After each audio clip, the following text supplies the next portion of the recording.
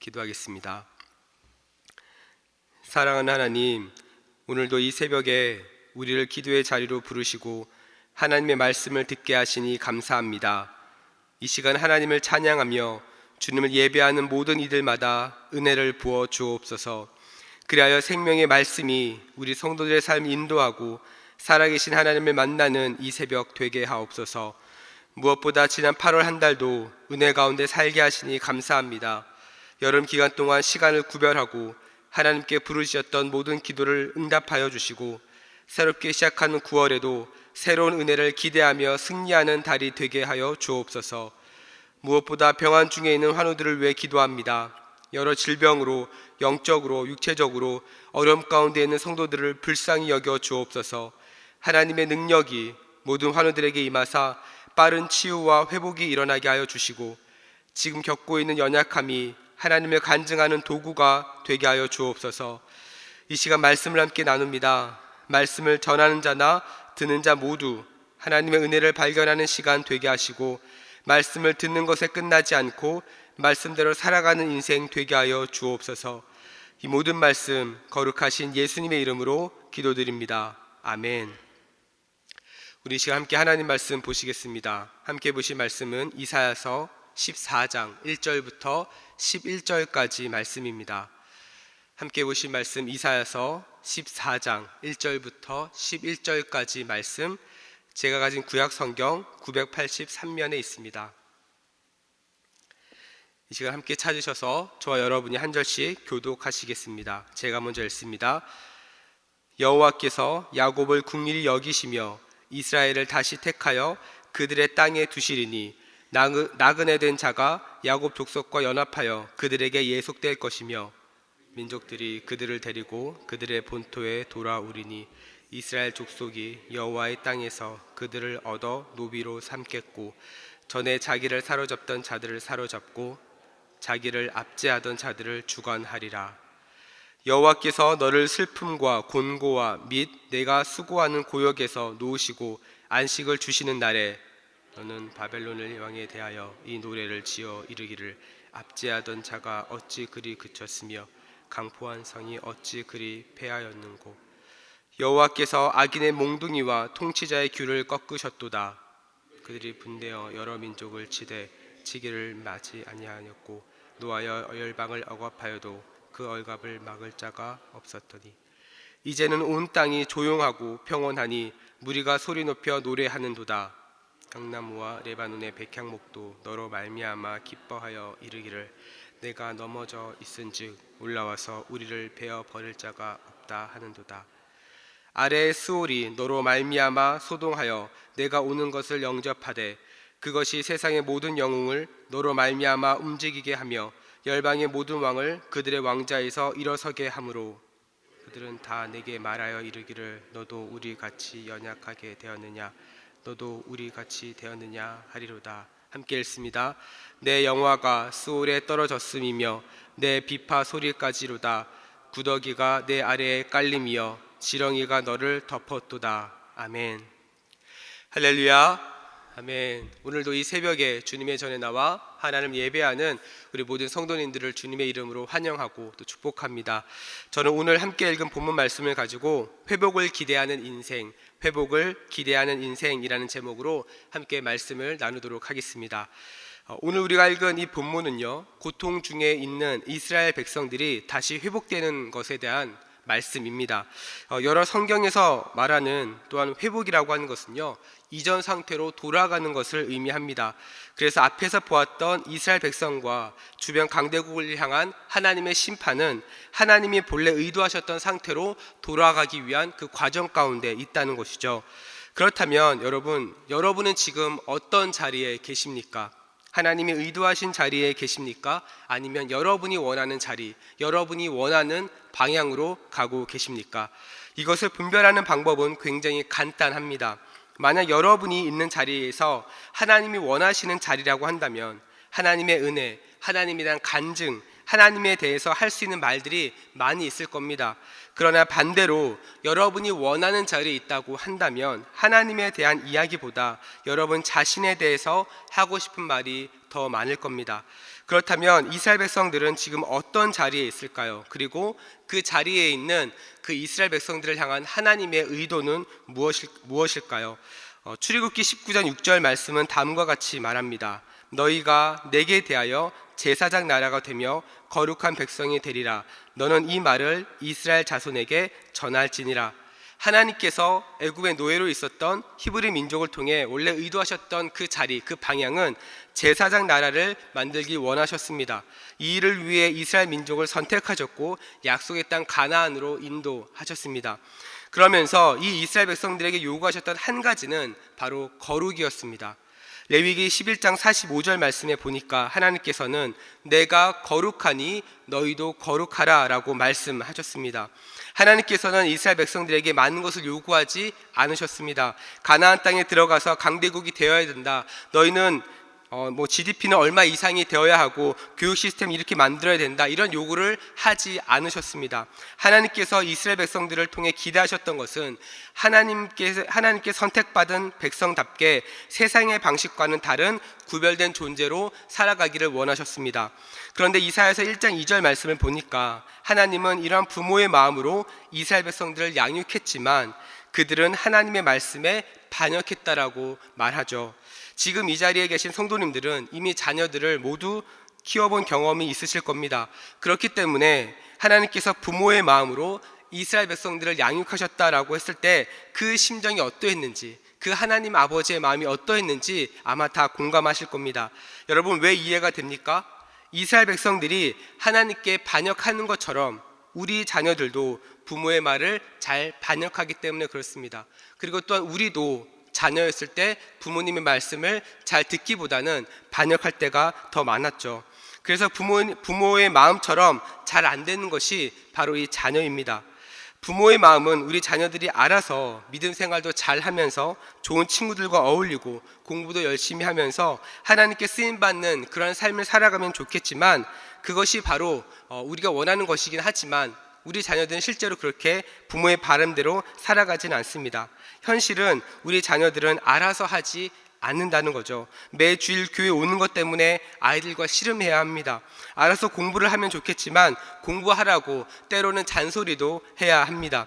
이렇게 하나님의 마음을 모르는 이스라엘 백성들은 하나님의 본래 의도에서 벗어나 불순종의 삶을 살게 되죠. 그런데 여러분, 자녀가 잘못된 길을 가는 것을 보고 가만히 있는 부모는 없습니다. 우리 하나님께서도 가만히 있지 않으셨습니다. 어떻게 하셨습니까? 아수르와 바벨론을 통해 그 주변 강대국을 통해 이스라엘 백성들을 징계하셨습니다. 이스라엘 백성들 입장에서는 힘든 시간이었지만 하나님의 입장에서는 꼭 필요한 시간이었던 거죠. 히브리서 12장 8절에서 보니까 징계에 대해서 다음과 같이 말합니다. 징계는 다 받는 것이거늘 너희에게 없으면 사생자여 친아들이 아니니라. 무슨 말입니까? 하나님 아버지와 그의 자녀된 관계에서 이 징계는 하나님의 자녀라는 증거가 된다라는 겁니다. 바로 친아들, 친자녀라는 그 증거로서 징계를 사용하신다는 거죠. 만약 여러분의 자녀가 밖에서 어떤 잘못을 했다고 해서 다른 어른에게 혼나고 집에 왔다고 가정해 봅시다. 아무리 우리 자녀가 잘못을 해도 우리 집 자녀가 다른 집 부모에게 혼났다고 하면 기분이 좋을 부모가 없습니다. 혼내도 내가 혼내지 당신이 뭔데 우리 애를 혼내느냐, 이런 마음이 들 때가 있다라는 거죠. 우리가 하나님을 믿는 것 때문에 사는 것이 어렵고 하나님을 믿는 것 때문에 때로는 징계를 받을 때가 있습니다. 그런데 그 징계는 우리를 단순히 힘들게만 하는 것에서 끝나는 것이 아니라 바로 하나님의 자녀라는 증거가 된다는 것입니다.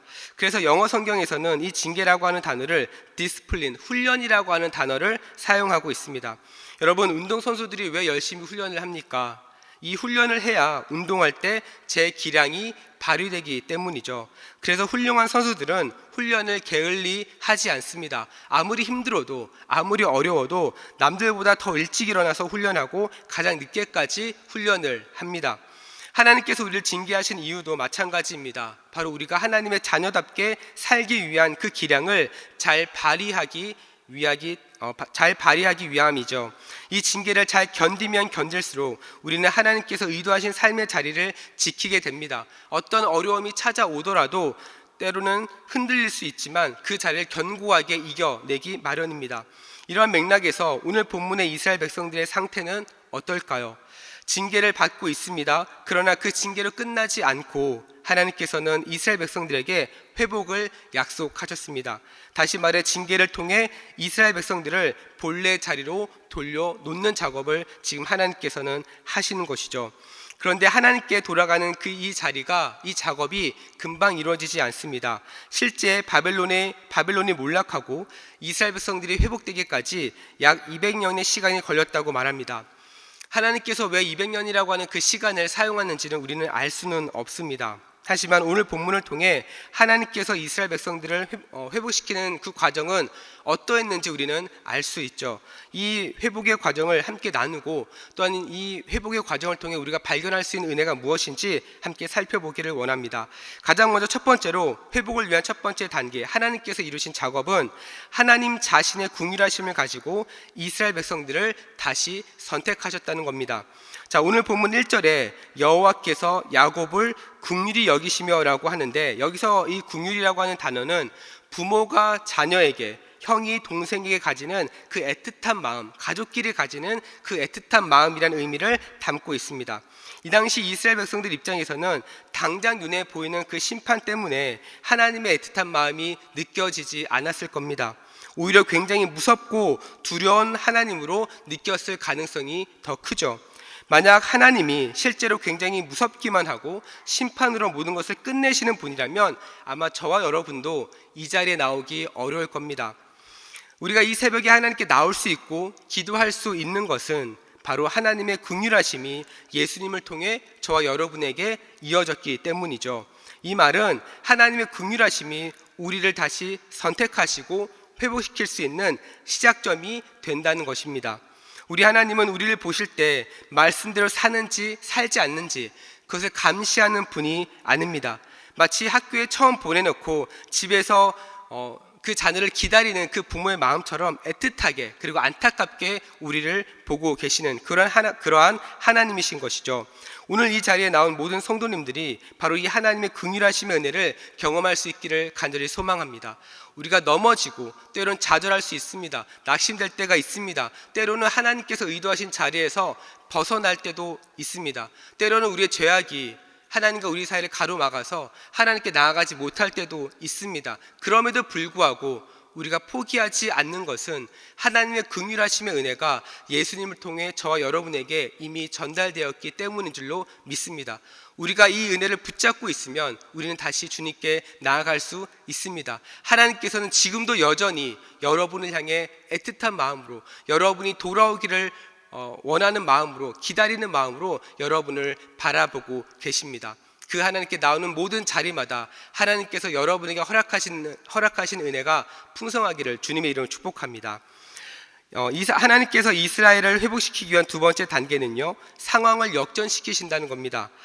예레미야 29장을 보니까 하나님께서는 이스라엘 백성들이 바벨론의 포로로 있는 동안 그 땅에서 어떻게 살아가야 될지를 말씀을 하시는데요, 그 땅의 평안과 번영을 위해 기도하라고 주님께서 말씀하셨습니다. 비록 포로의 신분이지만 번성하고 오히려 줄어들지 말라고 말씀을 하십니다. 예레미야 29장 11절을 보니까 다음과 같이 말합니다. 여호와의 말씀이니라. 너희를 향한 나의 생각을 내가 아나니 평안이요 재앙이 아니니라. 너희에게 미래와 희망을 주는 것이니라. 이 구절을 보면 이스라엘 백성들은 하나님의 징계를 재앙이라고 생각했던 것 같습니다.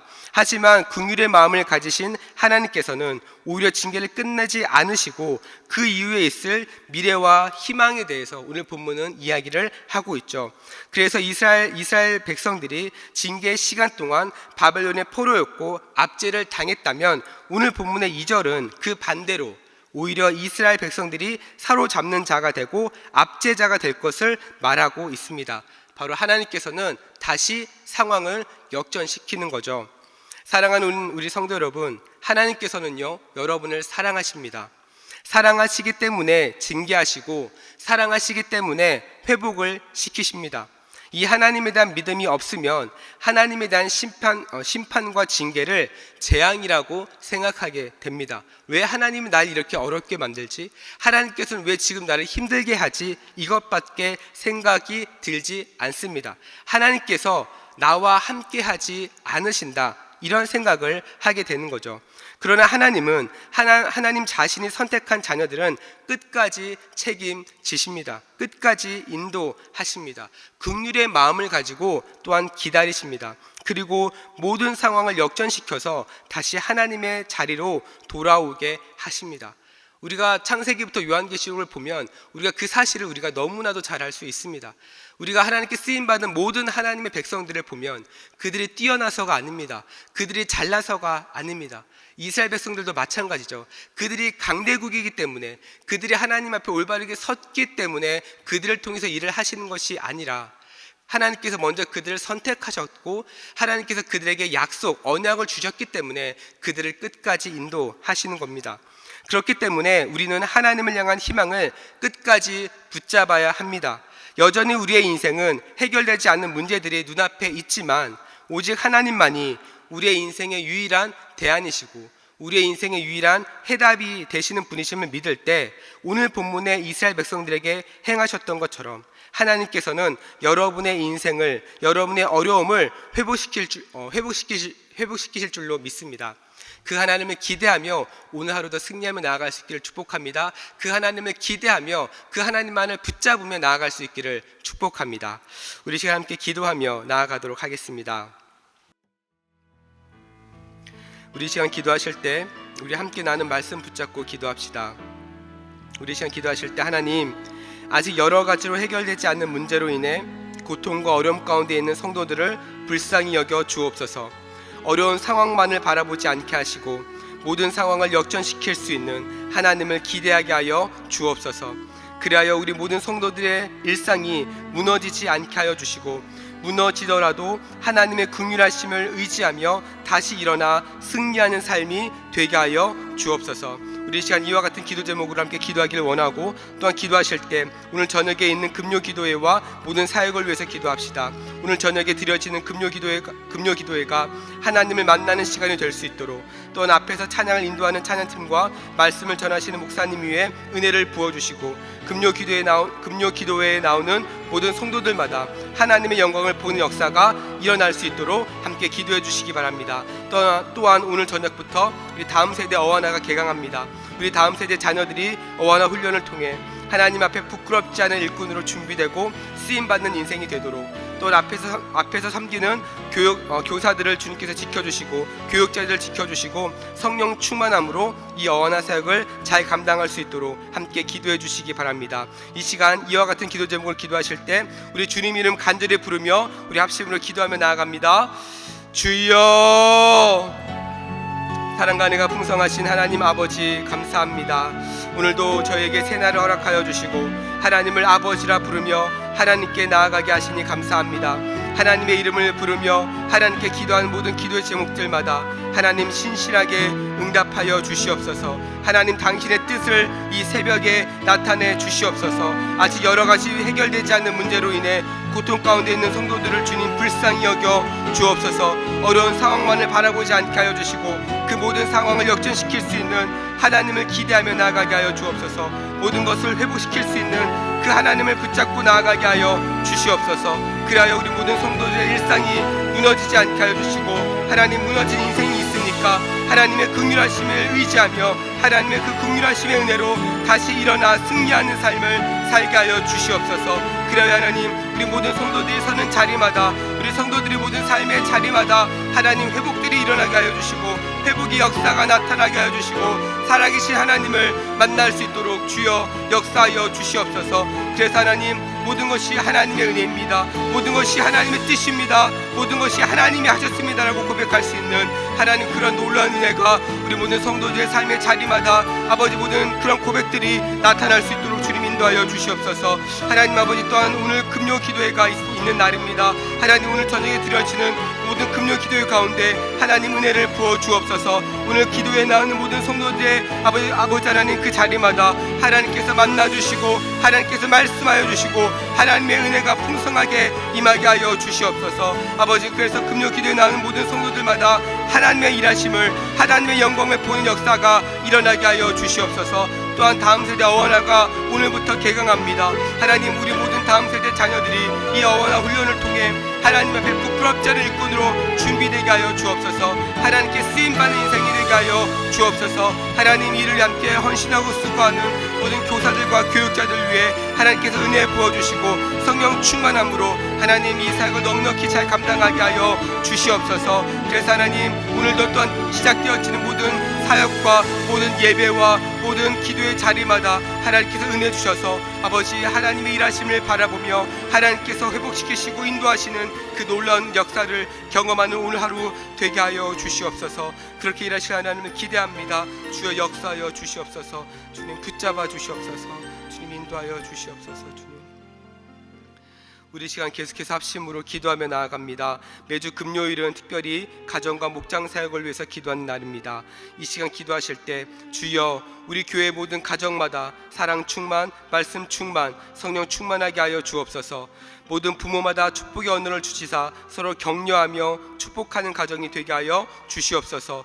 우리 교회 목장에 속해 있는 모든 가정들마다 기쁨과 감사가 넘쳐나게 하여 주시옵소서. 또한 계속해서 우리 담임 목사님을 위해서 기도해 주시고 함께 동역하시는 장로님들과 교육자들 그리고 모든 중직자들이 사랑으로 하나 되어 교회를 잘 세워갈 수 있도록, 그리고 온 교회가 성령의 충만한 가운데 부흥의 역사를 이루게 해달라고 이 시간 가정과 목장을 위해 합심으로 기도하신 후에 자유롭게 기도하시면 되겠습니다. 이 시간 기도하실 때 먼저 저를 따라해 주시기 바랍니다. 주여 축복의 언어를 주옵소서. 주여 축복의 언어를 주옵소서. 우리 시간 다시 한번 주님 이름 간절하게 부르며 합심으로 기도하며 나아갑니다. 주여.